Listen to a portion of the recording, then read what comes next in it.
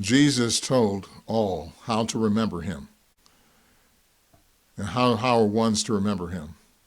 He showed it. He says he passed the bread around, they partook, wine, they partook. This is how you remember me. So if there's no partaking, then you're not remembering Jesus. Now, the Watchtower had millions come to their observance of this special meal, but most of them did nothing to remember Jesus. Because to remember Jesus, you have to partake of the wine, partake of the bread. Jesus said in John chapter 6, anyone who partakes of my flesh and drinks in my blood can gain everlasting life. Anyone who does that, whoever does that. So then why would it not be the case that anyone or whoever does this thing, who puts faith in Jesus by doing this, why would they not in turn also partake and remember Jesus by partaking of the bread and the wine? Now, of course, the Watchtower will say, well, we prohibit anyone that's not anointed as we are, these governing body members and others who claim to be anointed, which is a red flag when people say I'm anointed, as Jesus said in Matthew 24, verse 4 through 5.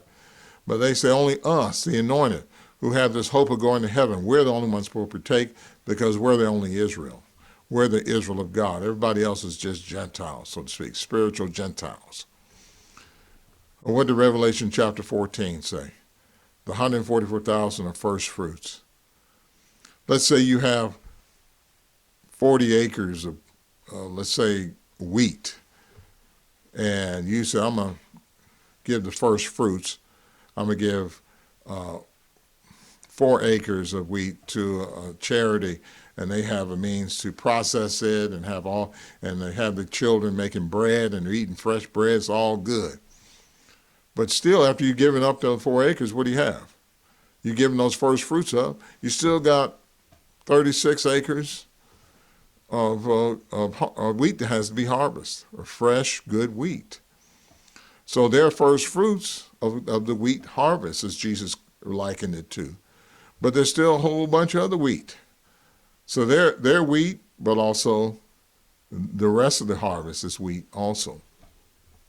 They're not the only ones who are of Israel either, because although they will be with Jesus wherever he goes, they will rule with Jesus. Who will they rule over? Matthew 19:28 shows that Israel will be ruled over, judged by these ones who sit on the thrones. So it's not just them that's Israel, but also those who are subjects of the kingdom. As Galatians 3:7 says, all those that put faith in Jesus are children of Abraham. And Revelation chapter 7 so rightly shows how the 144,000 are taken out of Israel. They do not equal each tribe. They're taken out as first fruits.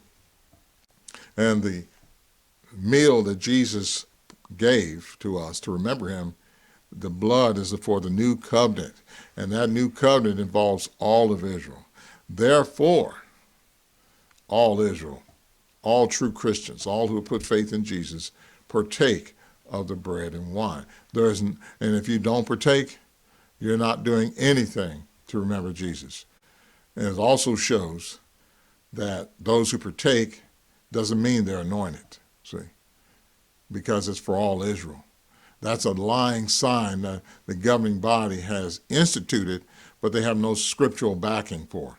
Their partaking has no relevance to being anointed, but it's something that all Israel does because it's a meal of the new covenant which all Israel is in. So when the time comes for that particular celebration, that memorial of Jesus, the question is, will you do as Jesus wants you to do?